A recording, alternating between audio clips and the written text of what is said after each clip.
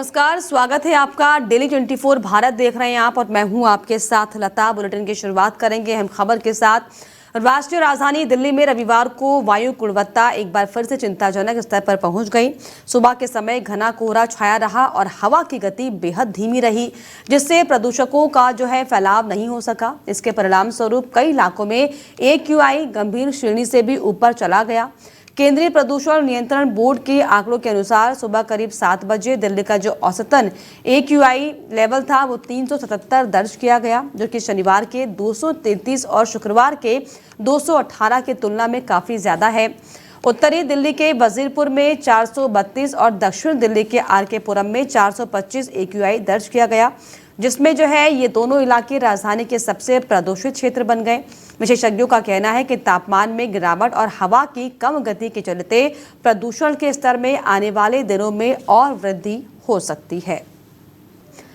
Delhi police की दक्षिणी जिला टीम ने नौकरी के नाम पर लोगों से ठगी करने वाले एक बड़े गिरोह का भंडाफोड़ किया है। ये गैंग स्किल इनोवेशन सोल्यूशन नाम की फर्जी प्लेसमेंट एजेंसी चलाकर बेरोजगार युवाओं को लुभाता था। पुलिस ने इस मामले में गिरोह के सरगना तारिक खान समेत कपिल, तन्नू, अदीबा और शहाना उर्फ जोया को गिरफ्तार किया।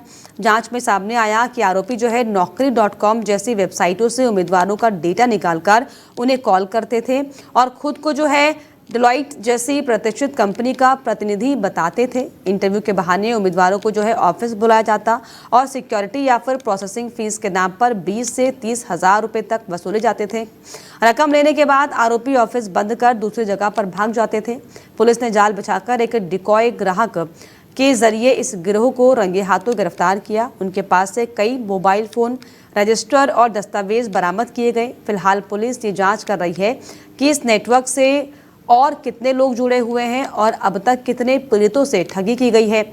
अधिकारियों ने लोगों से अपील की है कि किसी भी संदिग्ध ऑनलाइन जॉब ऑफर से सावधान रहें और पहले उसकी पुष्टि करें और उसके बाद ही रजिस्ट्रेशन फीस जमा करें।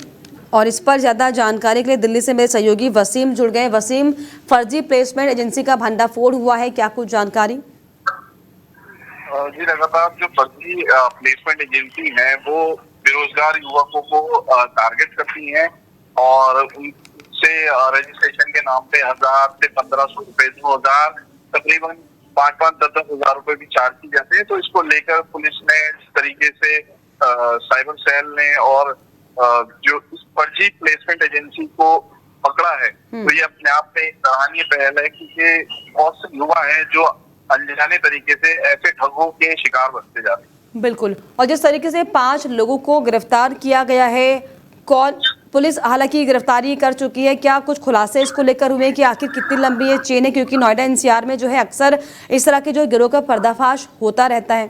जी बिल्कुल, पुलिस की जो जांच सामने आई है इसमें इन्होंने इनका जो नेटवर्क है वो बहुत बड़ा नेटवर्क है और ये इंटरव्यू की जो फीस थी पहले रजिस्ट्रेशन के नाम से ली जाते थे, फिर इंटरव्यू के नाम से बच्चों से 20-30 हजार रुपए लेते थे और उनको एक अच्छी नौकरी का सपना दिखाते हुए उनसे तमाम तरीके से पैसे ऐंठने की कोशिश करते थे। बिल्कुल। पुलिस इस पर क्या कुछ कह रही है? पुलिस का कहना है कि देखिए सतर्कता जरूरी है। पुलिस का कहना है ऐसे झांसे में ना आए, पूरी जांच पड़ताल करें, पूरी उससे जहाँ से भी आपको जॉब कंपनी का ऑफर आए, जॉब ऑफर आए, उसकी पूरी जांच पड़ताल करने के बाद ही कोई ऐसा कदम उठाए।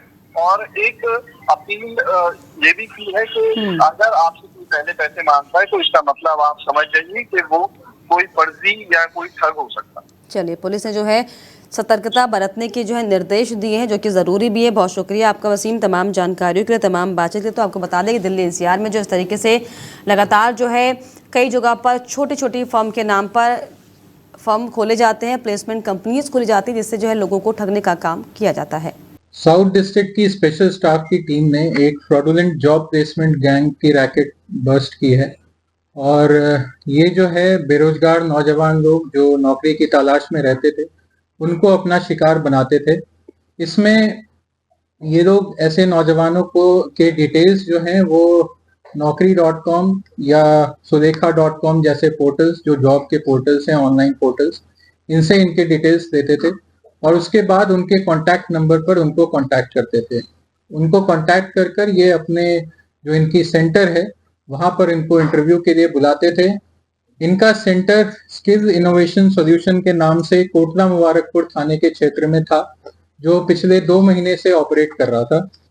वहां पर ये यूथ्स को नौकरी देने के नाम पर, इंटरव्यू के नाम पर वहां पर बुलाते थे, ताकि वो वहां पर इंटरव्यू देने के बाद जो एमएनसीज है और जो बड़ी बड़ी कंपनियां हैं उसमें उनकी नौकरी लगवाने के लिए उनको एलिजिबल ठहराएंगे। इसमें हमारे पास एक मनीषा नाम की लेडी से, जो शालीमार गार्डन की रहने वाली है, उनके पास से 22 सितंबर को एक कंप्लेंट आई थी, जिसमें इन्होंने इस कंपनी के ऊपर कुछ आरोप लगाए थे कि इन्होंने एक डेलॉयट कंपनी में naukri.com के जरिए इनकी नौकरी लगाने के लिए इनको दिलासा दिया था। उसके बाद इनसे 24,000 रुपये सिक्योरिटी डिपॉजिट और इसके नाम में इनसे ले लिया था। दिल्ली के दक्षिण पूर्वी जिले की साइबर पुलिस ने एक बड़े अंतर्राज्यीय साइबर ठगी गिरोह का पर्दाफाश किया है, जो कि देश भर के प्रसिद्ध होटलों के नाम पर फर्जी वेबसाइट्स बनाकर लोगों से लाखों रुपए की ठगी कर रहा था। पुलिस ने इस रैकेट से जुड़े 4 आरोपियों को गिरफ्तार किया है। जांच में खुलासा हुआ है कि ये आरोपी जो है मैरियट, ताज और ओबरॉय जैसे नामी होटल की नकली वेबसाइट्स बनाते थे और ऑनलाइन बुकिंग के बहाने लोगों से पैसे ऐंठते थे। शिकायत मिलने पर पुलिस ने इंस्पेक्टर पवन लाकड़ा के नेतृत्व में विशेष टीम गठित की, जिसने 5 राज्यों में फैले 144 घंटे लंबे ऑपरेशन के बाद आरोपियों को दबोचा। गिरोह होटल बुकिंग सर्च के दौरान गूगल पर अपने फर्जी विज्ञापन चलाता था, ताकि उनके नंबर शीट्स पर दिखें। कॉल आने पर ये खुद को होटल स्टाफ बताकर ग्राहकों को 10 से 20% की छूट का लालच देते और ऑनलाइन भुगतान करवा लेते थे। ठगी की रकम को ये सोना, मोबाइल और इलेक्ट्रॉनिक सामान खरीदने में खर्च करते थे, ताकि पैसों का ट्रेस ना मिल सके। पुलिस ने जांच में पाया कि आरोपियों ने अब तक देश भर में कई लोगों को निशाना बनाया है। इस ऑपरेशन के दौरान पुलिस ने मोबाइल, लैपटॉप और अन्य डिजिटल साक्ष्य बरामद किए। फिलहाल टीम ये पता लगाने में जुटी हुई है कि इस नेटवर्क में और कौन कौन शामिल है। पुलिस ने लोगों को आगाह भी किया है कि होटल बुकिंग हमेशा आधिकारिक वेबसाइट या फिर विश्वसनीय प्लेटफॉर्म से ही करें। पैसे का क्या करते थे, तो इसका काम पैसे के डिस्पोजल का था, चीटेड का। और जो इकरार सन ऑफ हारून है, तो शाहरुख और इकरार दोनों सगे भाई हैं, और जो इकरार है वो इस पूरे उसका मास्टरमाइंड है। तो इकरार सन ऑफ हारून है, वो भी जैनपुरी दीग का रहने वाला है। ये वेबसाइट डेवलपमेंट का काम करता था, लॉजिस्टिक और फाइनेंस देखता था। He is the mastermind who was operating the entire gang. इसके अलावा गोपाल सिंह कार्की है, जिसे हमने कल गिरफ्तार किया है। पहले वाले तीनों लोग 24 अक्टूबर को गिरफ्तार हुए थे। उनकी निशानदेही पे हमने गोपाल सिंह कार्की को गिरफ्तार किया है, जो उधम सिंह नगर उत्तराखंड का रहने वाला है। ये एक एड्स लाइन डिजिटल एजेंसी का मालिक है, जो चलाता है। ये फेक वेबसाइट वगैरह क्रिएट करने का काम इसका था। ये मतलब आउटसोर्स, जैसे किसी को भी वेबसाइट क्रिएट करवाना है तो ये कर देता था।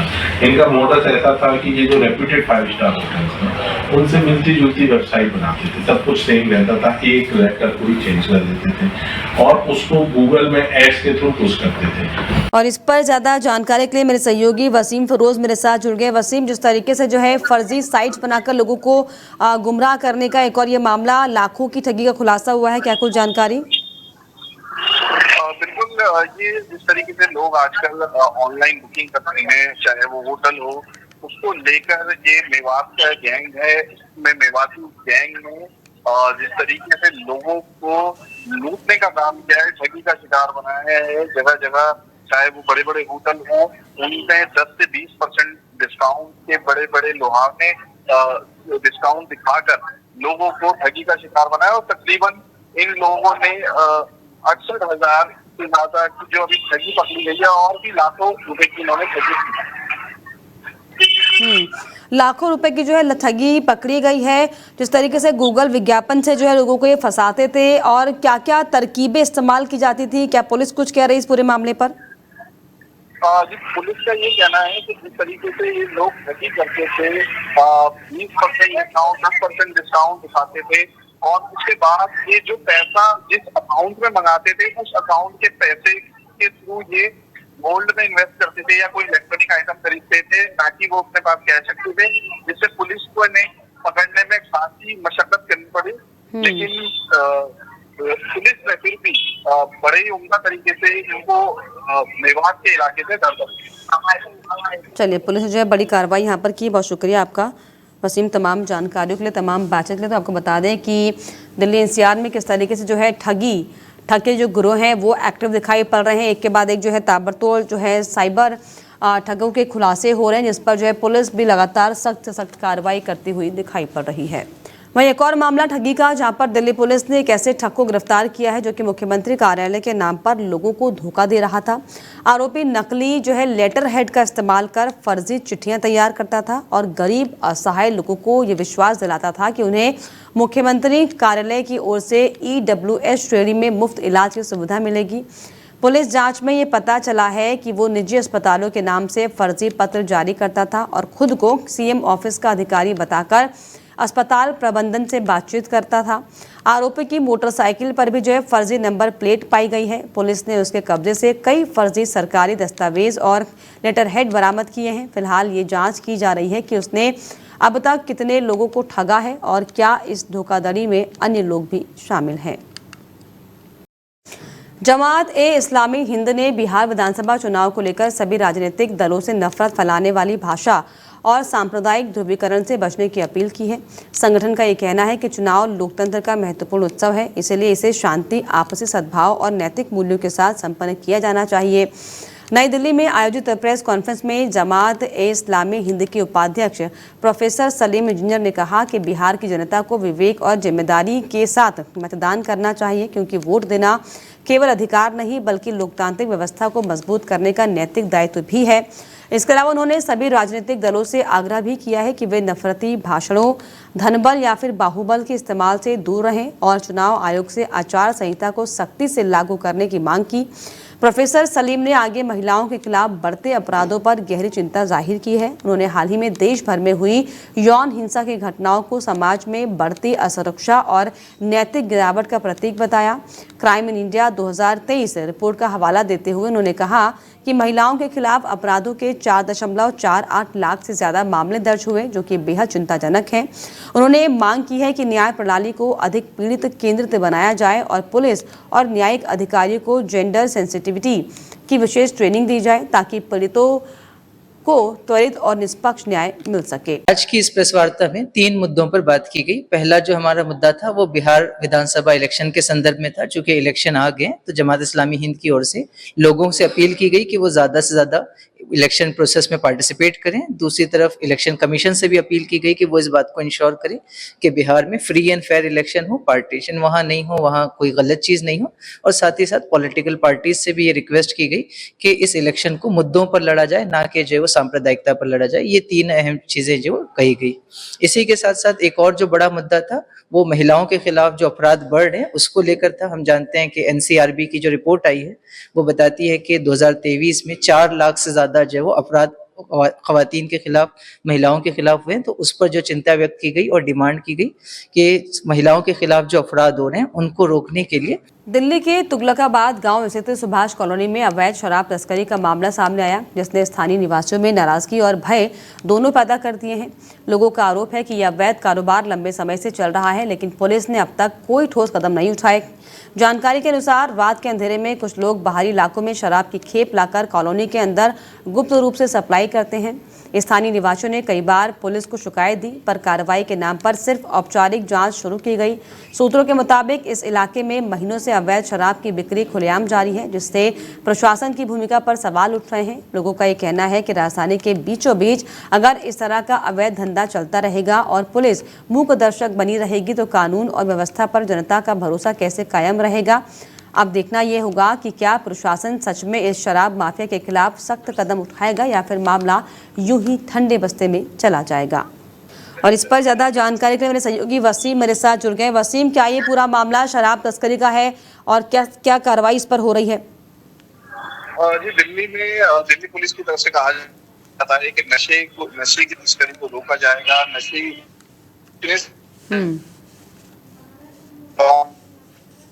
तस्वीर ले रही है बिल्कुल विपरीत है और दिल्ली पुलिस का यहाँ पर जो वो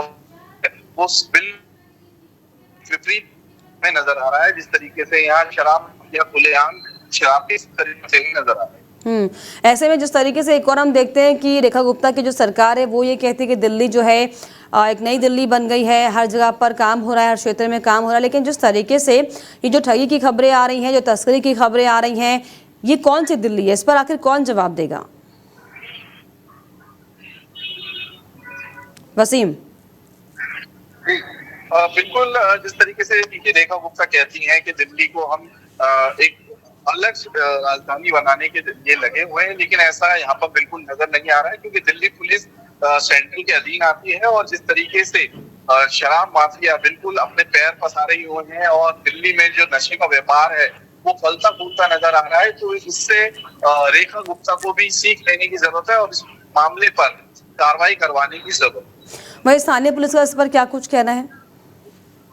स्थानीय पुलिस की तरफ से अभी तक कोई जवाब नहीं आया है। इसमें एसएचओ गोविंदपुरी की तरफ से भी कोई जवाब नहीं दिया गया है। वहीं डीसीपी साउथ ईस्ट में पर अभी ये खबर पहुंची है, तो वहां पर अभी कुछ हलचल नजर आ रही है। अब देखना होगा कि किस तरीके से दिल्ली पुलिस इस मामले पर सख्ती से कार्रवाई करे। चलिए, देखने वाली बात होगी कि अब जो किस तरीके से सख्ती से काम लेती दिल्ली पुलिस। बहुत शुक्रिया आपका वसीम, तमाम जानकारियों के लिए, तमाम बातचीत के लिए। तो आपको बता दें कि लगातार जिस तरीके से दिल्ली से एक के बाद एक तमाम ठगी जो ठग के गिरोह हैं उनका पर्दाफाश हो रहा है, तो कहीं जो है शराब तस्करी की खबरें सामने आ रही हैं। वाकई बहुत ज़्यादा शर्मनाक है, दुर्भाग्यपूर्ण है कि एक और जहाँ पर तमाम जो राजनीतिक पार्टियाँ हैं सिर्फ और सिर्फ अपनी वाहवाही करने के लिए जो है हमने बेहतर दिल्ली बना दी, हमने बेहतर दिल्ली बना दी की लड़ाई लड़ते दिखाई पड़ते हैं, लेकिन जो धरातल पर जो तस्वीरें निकलकर सामने आती है वो इस तरह की, जो कि वाकई शर्मनाक है और कई गंभीर सवाल भी खड़े करती हैं।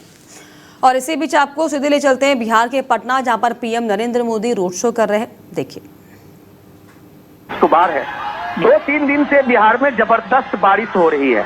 अब आप देखिए, जो युवा नेता कहलाने का दम भरने वाले तेजस्वी यादव हो या राहुल गांधी हो, प्रियंका गांधी हो, वो किसी रोड अपने प्रोग्राम में जो पहले से फिक्स प्रोग्राम है उसमें भी नहीं जा पाए हैं। कई लोगों को मैंने देखा है कि फोन से लोगों को एड्रेस कर रही थी कि मौसम खराब है, इसलिए तेजस्वी यादव के दर्जनों प्रोग्राम पिछले 3 दिन में कैंसिल हुए हैं। लेकिन 75 साल का नीतीश कुमार उस बारिश में भी सड़क पे यातायात अपने रोड से निकल के और अपने तय प्रोग्राम में पहुंच रहा है, तो ये डिटर्मिनेशन बताता है। बिहार के लोग इस प्राइम मिनिस्टर मोदी को जब देखते हैं कि उसका कोई शेड्यूल फेल नहीं हो रहा है, प्राइम मिनिस्टर मोदी के हर रैली में उनको आना है तो वो पहुंचते हैं, ये कमिटमेंट का लेवल होता है। नेताओं का बिहार में इस 3 दिन में देखा है कि 3 दिन में पिछले कई बड़े नेताओं का, युवा नेताओं का रैली कैंसिल हुई है, जनसभाएं कैंसिल हुई है, पब्लिक प्रोग्राम कैंसिल हुई है, लेकिन एक भी प्रोग्राम। तो बिहार के पटना से ये लाइव तस्वीरें देखिए किस तरीके से जो है भव्य स्वागत पीएम नरेंद्र मोदी का हुआ, और उसके बाद ये जो रोड शो किया जा रहा है, बहुत ही खास तस्वीरें, और जिस तरीके से ये रोड शो भव्य दिखाई पड़ रहा है, लोग किस तरीके से जो है पीएम नरेंद्र मोदी को देखकर खुश हो रहे हैं, और पीएम नरेंद्र मोदी भी जो है लोगों से संवाद करते हुए अभिवादन के जरिए देखिए किस तरीके से जो है पीएम नरेंद्र मोदी नीचे से लेकर ऊपर खड़े व्यक्ति को नमस्कार करते हुए, अभिवादन करते हुए। आपको बता दें कि बिहार विधानसभा चुनाव को लेकर जो है चुनाव प्रचार जोरों पर है, और हाथ में कमल को लिए हुए पटना से सीधी ये लाइव तस्वीरें, पूरा काफिला पीएम नरेंद्र मोदी का, जहां पर भव्य रोड शो किया जा रहा है। तस्वीरें आपके सामने, कितनी सुंदर ये तस्वीरें हैं, चमकदार ये तस्वीरें, क्योंकि ऐसा लगता है कि मानो दीपावली का ये खास मौका हो। विधानसभा चुनाव को लेकर जो है पीएम नरेंद्र मोदी, आपको बता दें कि एनडीए के पक्ष में रैली करने के लिए, लोगों को संबोधित करने के लिए पटना में हैं। आज जो है अलग अलग जगह पर उन्होंने जनता को संबोधित किया।